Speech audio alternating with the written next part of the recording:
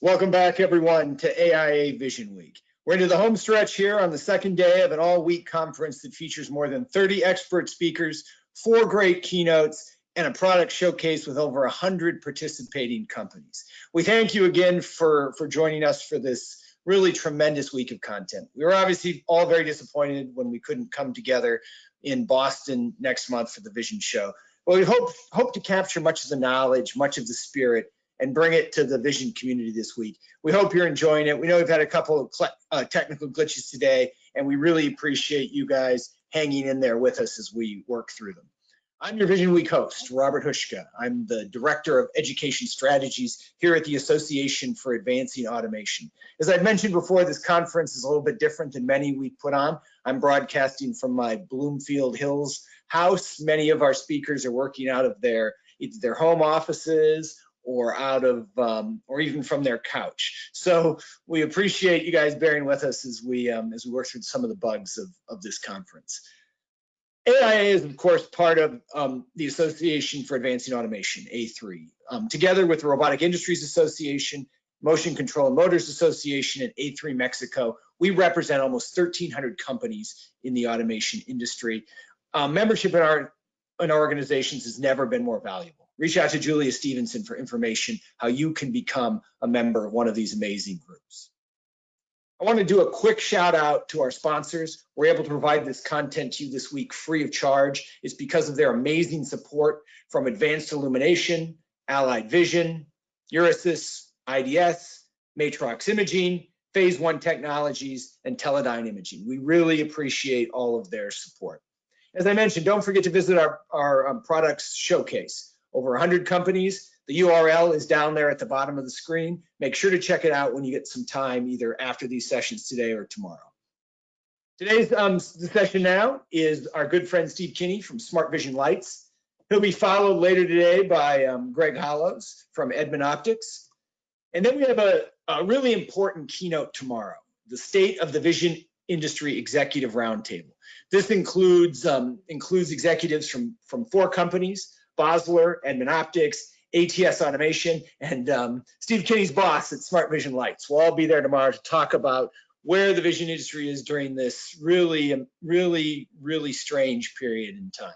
We also have a full slate of events tomorrow. We begin a little bit earlier at 9:45. A reminder, if you haven't signed up for a particular session, you can always go back to visiononline.org/Vision Week and sign up there. You need to sign up for each session independently. Also, if you missed anything, there is a lot of, if you've missed anything at all, you can go back and rewatch using that same link. I also want to give a shout out to our Certified Vision Professional program. Steve Kinney, our speaker in this session, has been heavily involved in this program. We're all very proud of it here at AIA. There's both a CVP Basic and CVP Advanced. You can learn more on visiononline.org. In fact, the basic videos are there and available for free to watch. Please check those out if you've got some time while you're working from your couch. And then Automate. We are just a year away from kicking off in our new home in Detroit, May 17th through the 20th, 2021. You can learn more about what will be an amazing show at automateshow.com. And now it's my pleasure to introduce a good friend of AIA and of the CVP program, as I mentioned, Steve Kinney, who is currently the Director of the Director of Engineering for Smart Vision Lights. Steve is an electrical engineer who began his career as an inertial radar navigation technician in the United States Air Force. Since starting work in the lighting sector of machine vision early in 2015, he now combines camera expertise with machine vision lighting to bring an expanded knowledge base to the machine vision market. As I mentioned, he's been extremely active in AIA. He's a past chairman of AIA's CameraLink Committee, beginning with its inception in 1999. And as a chair of one of the major standards committees, he's been a participant at the G3's Future Standards Forum. Please join me in welcoming Steve Kinney. It's great to see you here today, Steve. All right. Hey, thank you, Robert. And on behalf of the AIA and Smart Vision Lights, I'd like to thank everyone for joining this session and taking your time out of your busy day to listen to what we have to say here as well. So I'm going to begin today. We're going to talk about 3 steps to making hyperspectral imaging practical for machine vision. This is an inherently complex topic, and it's one of those things that is a buzzword within the industry. You hear a lot about hyperspectral imaging, more uses, especially in food sectors and stuff. And we want to show how you can take advantage of this kind of powerful technology, but reduce it down to a simpler subset of which you can make look like any type of machine vision inspection. So if you really need hyperspectral imaging, then you may have to do more. But if you can reduce it down to a subset and not looking for anything anywhere, then this can become just like any other vision inspection implementation that you need to do within a system.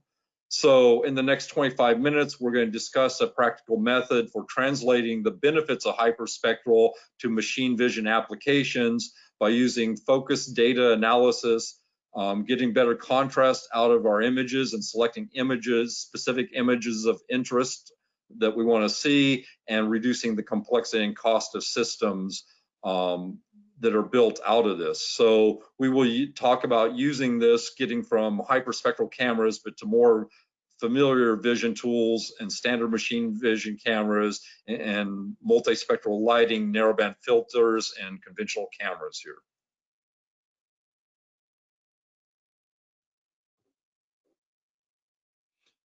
So hyperspectral imaging, to start here, the benefits are maximum and spatial and spectral data. We can identify virtually any material from anything else in the world. So hyperspectral cameras are a special camera breed in and of themselves. And if you see up here on the far top right, that this is what they call a hyperspectral image cube. So this is what you get out of a hyperspectral camera. But it's inherently complex. So any one of these planes, if I slice this like a loaf of bread, then any one of these planes is a standard 2D image like you would see in a camera. And if we move along the z-axis here, then each one of these 2D planes, like slices of bread, become an image at the spectrum they're taken. So in this case, from ultraviolet to blue, green, down through red and near infrared. And in this image cube, they call it a hyperspectral cube because you have complete hyperspectral data for every pixel in the image. So if I look at a pixel through all these slices, any one pixel, I get a little mini spectrograph for that pixel of what the spectral content is over the range I'm looking at for that pixel. So if it's true hyperspectral imaging, your camera then has to generate, you have to use a special hyperspectral camera, which requires frequent recalibration and specialized orientation. You're creating this hyperspectral cube, which means I not only have a high resolution 2D image, but now I've got, depending on the sweep settings I've set, from dozens to hundreds or even thousands of hyperspectral images along this graph, and all the data that goes along with it. So data density demands higher bandwidth and computing power here. And that ultimately means there's higher component costs for the spectral camera itself, specialized lighting that goes with it to give you full spectrum, and even the computing power and the types of interfaces you use to move this massive amount of hyperspectral data along. And all this, we're trying to go at production speed. So I'm trying to compute through this hyperspectral data to find this object against anything anywhere in that data. And if I need to detect my particular application, if I need to detect something against anything in the real world, then hyperspectral cameras certainly have a place and you may have to use them. But in the context of this presentation, we're going to talk about the challenge to get from point A to B, where point A is I have complete hyperspectral image data, but I don't want to process that in terms of a machine vision system. So I want to take a simpler image, or maybe a set of a few images to gain the hyperspectral data, only the data that I need, and process those as like monochrome multispectral images within a machine vision system. In the case of this apple, for example, if weird jump.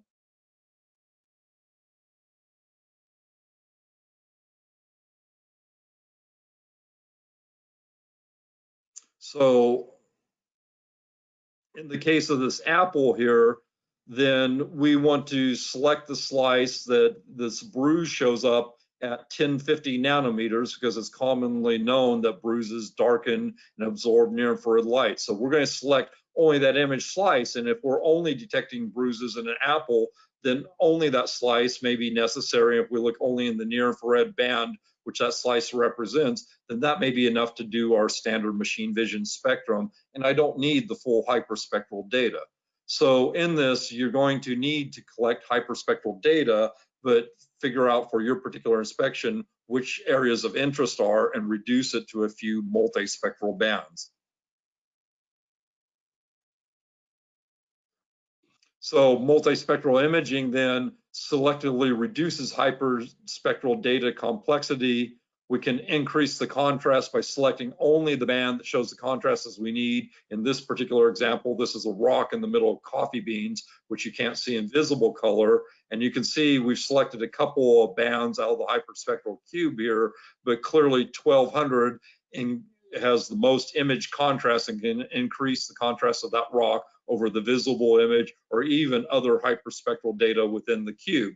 So it's more practical to implement a single inspection in monochrome using a 1050 to 1200 nanometer light and filter to show this image than it is to try and deal with a wideband source, a hyperspectral camera, and all the data that comes with it.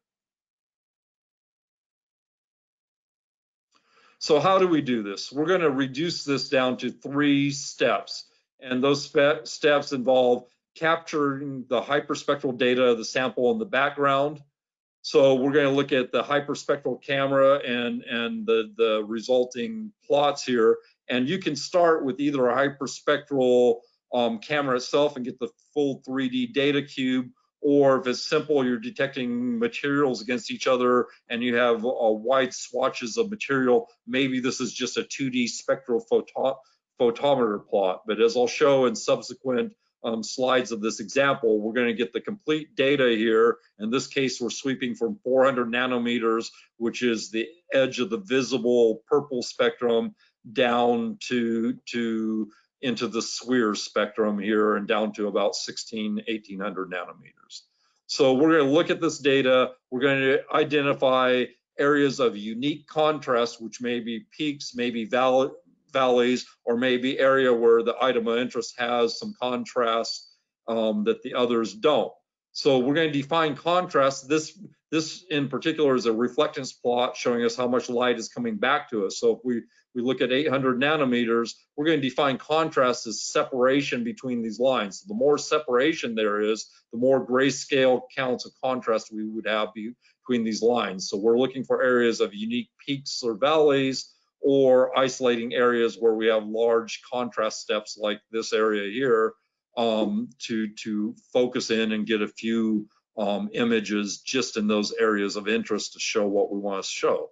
And then we're going to build up a multispectral imaging system like any other machine vision system and select a light source, some kind of bandpass filter to highlight these areas, and use some kind of standard camera. And then with these components, we can simply grab an image and treat it like any other machine vision inspection, even though we're looking outside of the normal wide visible range of a standard camera.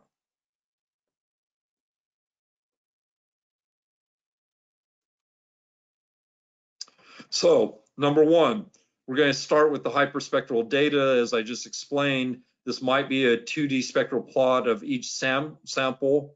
These plots, when you do these, depending on the materials and the lab you go to and what kind of spectral photometer they have or that you have access to, then these might be reflectance plots. Again, we're showing how much light is being reflected in this reflectance plot here compared to 100% saturation of a camera or reference source. Or they might be an absorption plot, which would be just the inverse of this, meaning that 100% would mean 100% absorption and no light was being reflected, or the object would be dark at that spectrum. Then we're going to compare each of the samples we've done, their relative intensity to each other, look for those areas of unique contrast or spectral separation, and we're going to overlay them and identify and focus in on these areas.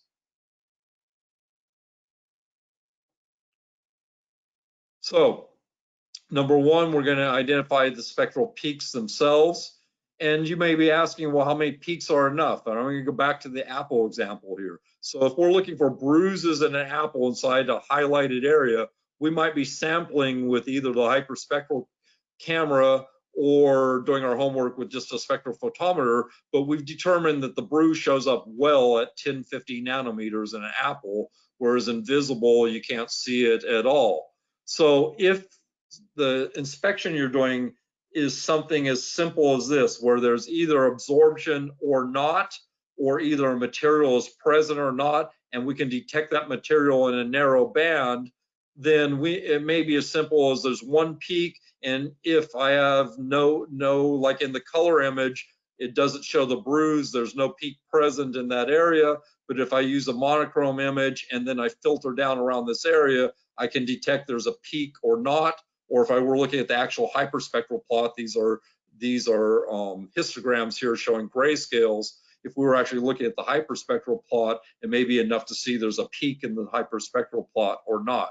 So if you can keep it simple, like bruises and fruit or material detection, I'm trying to tell one type of plastic from other common backgrounds, it may be enough to isolate just one area and talk about only that area, and it becomes a very simple single image type of inspection using a filter.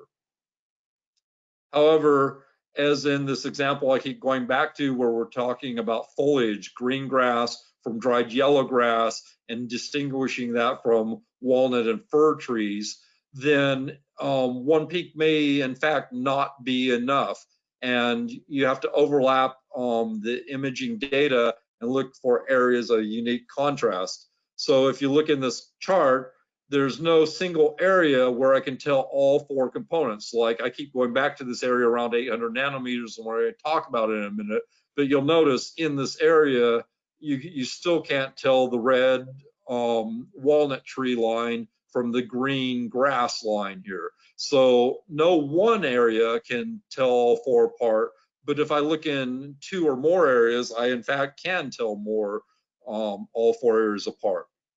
So we're going to start by isolating this area in this example around 800 nanometers. So we're going to look, we have nice lighting at 850 nanometer for near infrared lighting. And if you limit your search to this area, then you will see that looking in this area, well, I can tell yellow grass because it's only about 30% reflection against green grass, which is more like 70% on this chart. And there's a big gap. So I could tell those two apart. And in fact, I could tell those two from either the tree foliage, which is going to come in at 50%.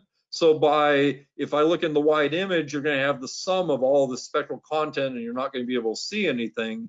Just like seeing the bruise on the red apple, you couldn't see it was there in the wide spectrum. But in the narrow spectrum, then I'm going to get pickoffs per pixel where I either have 30% return, 50%, or 70%. That's enough to tell between at least the types of green grass and tell it's a tree or not.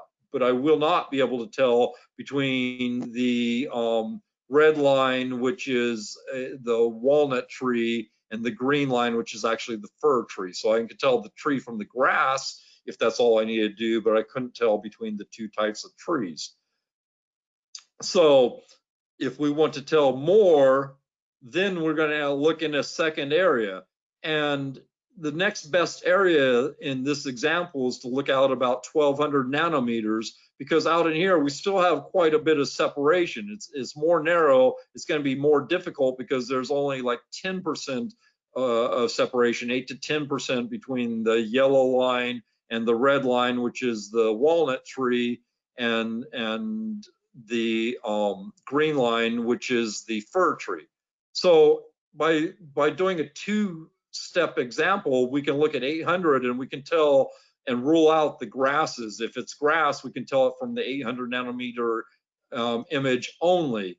We only need to look at the 1200 nanometer band to tell if it's between the two types of tree. So by definition, if we look out here in 1200, we either knew it was grass back here at 800. I don't have to worry about the yellow line passing through here on top of the green line, because if it was grass only, I would have detected that 800 nanometer. We can make that determination and stop there. If we're looking at 1200, then we know that we were interested that it had to pick off at 50%. It was one of the trees. And now looking at 1200, I can tell between the green line, which is again the fir tree at 40% reflection, or the red line, which is the walnut tree at about 10% more reflection, which is significant, and 50% here. And that alone may tell us.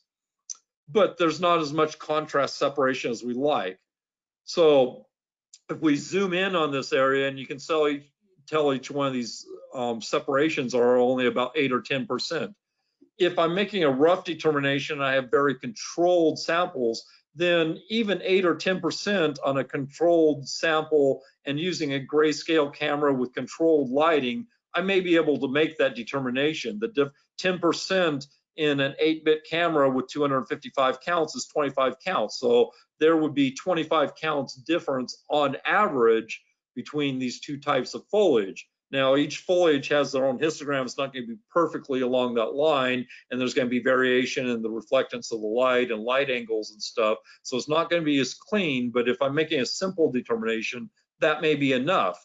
But if I want more accuracy, then I, in fact, can use a different method where I overlay a notch filter over this, get even tighter in these areas and rule out some of the other light and increase the contrast in this area.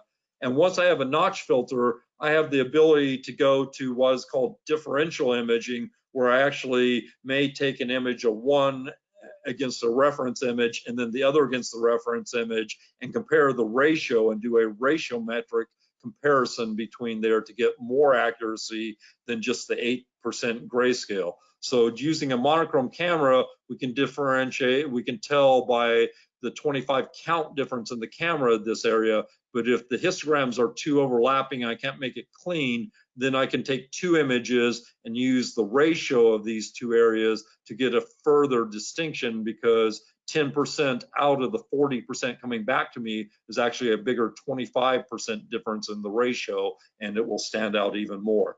So we're not going to talk a lot about the different methods today. I want to point these out, but it's enough to know that as you identify these areas and zoom in on them with your vision system and filters and LED lighting, that you can apply other vision methods to further enhance the contrast.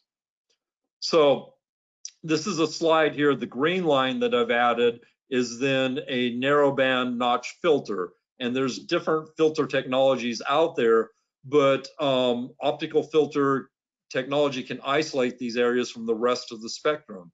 So we could be using just two LED lights, 800 and 1200, but they have LED lights have a little bit of bandwidth themselves, and their sides wouldn't be as steep as you see here. So by using a notch filter, we can actually get even more narrowband than the LED light itself. Use a 850, for example, narrowband LED here and put that notch around there.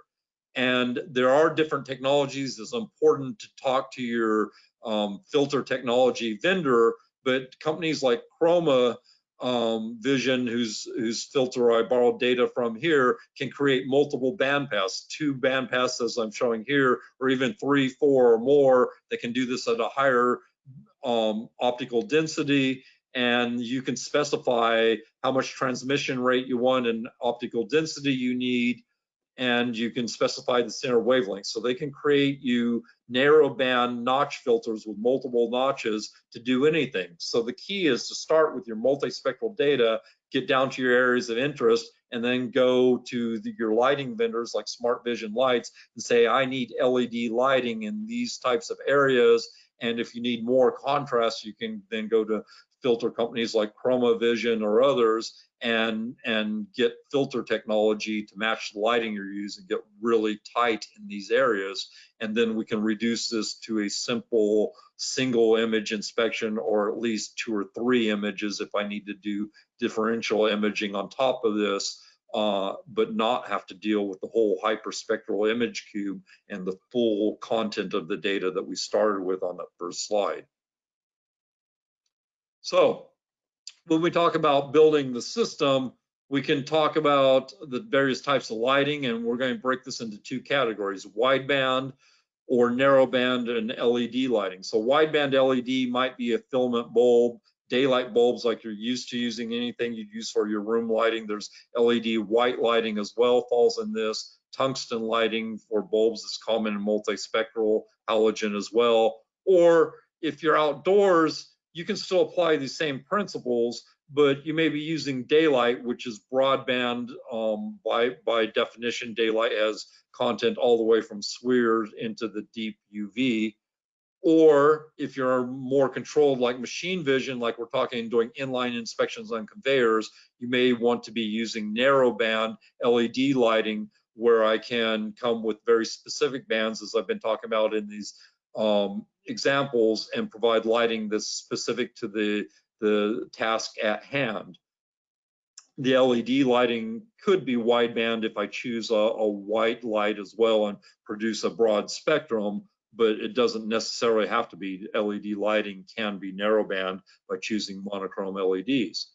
So wideband lighting has the advantage of being more flexible. So here we're showing 2 examples: quartz halogen and sunlight, which are 2 common examples. And we've drawn in the visible spectrum just to make this relatable to you in your eyes, but halogen light has a lot of visible. A lot of people are used to these and projectors and other things, and you can see it, but it also has an even bigger multispectral content with continuous spectrum from the near infrared all the way down past 1750 nanometers and into the SWIR range. And it's similar for sunlight. Of course, everyone recognizes we can see visible from ultraviolet and purple down to red and near infrared with sunlight, but you can also see the near infrared invisible wavelengths as well as SWIR wavelengths in sunlight. So if you have an outdoor farming application, it's more common to see this in agriculture. If you're watching crops, you can apply the same kind of filter technology we're talking about in the steps and making this a single machine vision style inspection, but you would use the ambient sunlight, which is a little less controlled. However, in every other case, then we're going to be talking about narrowband lighting or LED lighting, because I'm machine vision in a box or conveyor or something a little more traditional. In that case, it still could be somewhat wideband if we use a wide LED, and if we only need to look in the visible spectrum, we can get filters on top of the white to break that down further. But we also, with LED lighting, have narrowband filters, like or narrowband spectrums rather, and you have choices, as I'm showing here, from 365 in the UV to 395 in the soft UV to 470 blue, all the way through 675 down here in red, and near infrared choices. So LEDs give you a lot of flexibility, and you might even choose to use something somewhat wideband like a white LED in conjunction with a second channel or light source, depending if it's all one or not, with things like near infrared LEDs. So we can give you a lot of flexibility with LED lighting, as well as control that you do not have with bulbs or sunlight, and more ruggedness and flexibility than you get with just bulbs or sunlight. So in building the system, once you select the lighting that's appropriate to your example, then you want to look at filters. I'm not going to say a lot here, but one filter can image several bands. This is an example I actually borrowed off of Chroma's website, where they're actually showing a 5-band filter in the optical passes. Notice you can get near, in all cases, your 90-something% transmission here, and falling to 0 with an optical density of 5, which means there's 10,000 to 1 type of blocking between 0 here and the maximum pass, and they can create multiple bands to your needs. So you can go get your hyperspectral data, say the things I need to see are just in these narrow bands, whether it's 1 band, 2 band, or up to 4 or 5 bands here, and you can get a filter to suit you or select LED lighting. You probably get the best results using both filters and LED lighting, but as we're saying, if you're in ambient sunlight, you might just need the filter only. If you're in a controlled environment, you might need LED only, but best results probably come with a combination of LED lighting and filters over it. So when you look at the camera as the detector in this, then it depends a lot on what you found in your hyperspectral data, what types of area you need to sweep for these frequencies. So cameras come in some choices here. You have your common color camera, which gives you red, green, blue, and you can see from the visible spectrum 400 to 700 nanometers, which is red, from blue to red with a color camera. But note that there's specialized color plus NIR cameras that are available from JI and others, where they're suitable for applications targeting visible and the NIR range. So they can either take a single chip color camera and remove the near infrared filter, and all of a sudden the camera can see red and near infrared in the same red channel, or companies like JI build cameras where there's a 2 imagers built on a prism, and I can get classic RGB color from one channel and near infrared from the other. If we talk about monochrome, and I forgot I had slides breaking this down, so sorry here. So the color plus NIR, you can see this is actually a spectral plot from JI, and the difference in this line and this is showing with the filter in, you see through only 700 nanometers in red, but if you remove the filter or use a prism camera, in this case, the prism section can, on the second channel or with the filter removed, we can show you near infrared out near 1,000 nanometers here. So with a color NIR camera, we can cover a continuous spectrum from 400 out to around 1,000 nanometers.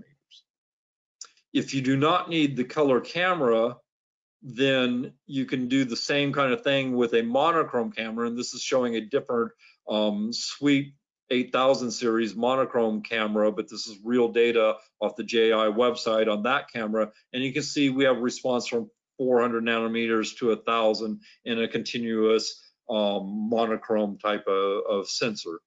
The downside to both of these is they don't cover the SWIR range, and so if you can keep your inspections limited to the visible or near infrared, then you're better off. But if you need to do SWIR, you need to look additionally, and you have a couple options. One is the traditional answer for including the SWIR is to do an InGas camera, indium gallium arsenide.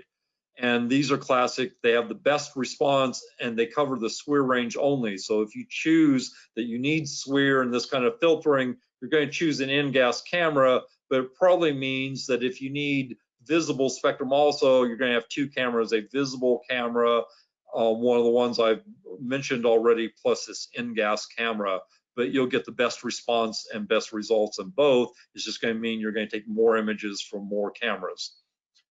There is a solution that includes everything from the SWIR imaging out here all the way to visible down to 400 nanometers, and in fact some of the UV, it goes off their graph here, but cameras available from SWIR vision technologies are called quantum dot cameras, and they use a new quantum technology, and that quantum technology allows the camera to have response across the whole range, and this is the only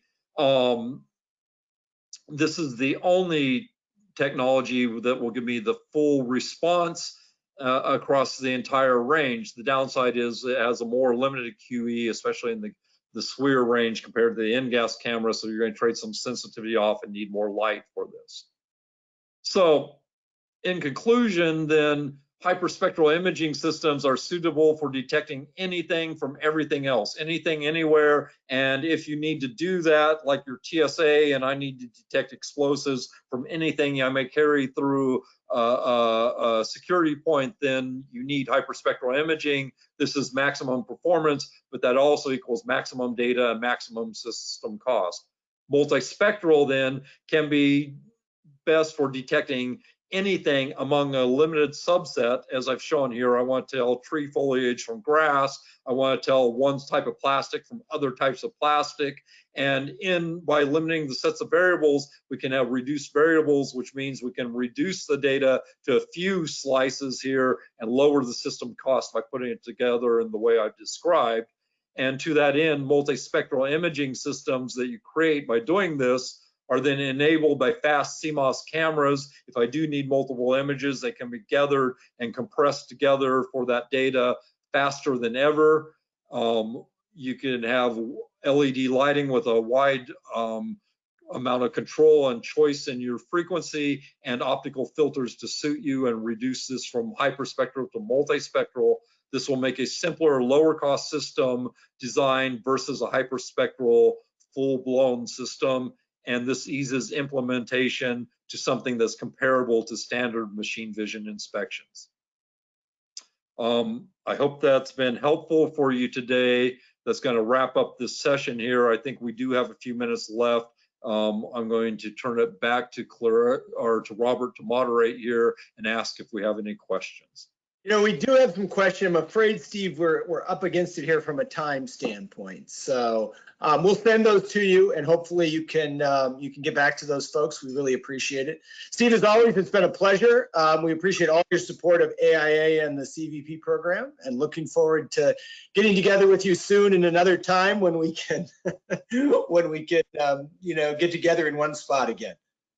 Absolutely. I think we'll all be happy when this COVID thing is over. I thank everyone for joining, and Robert will forward those questions. I will ask them. So I encourage you, if you have questions, do write them in, and we'll make contact with you and make sure we get those answered.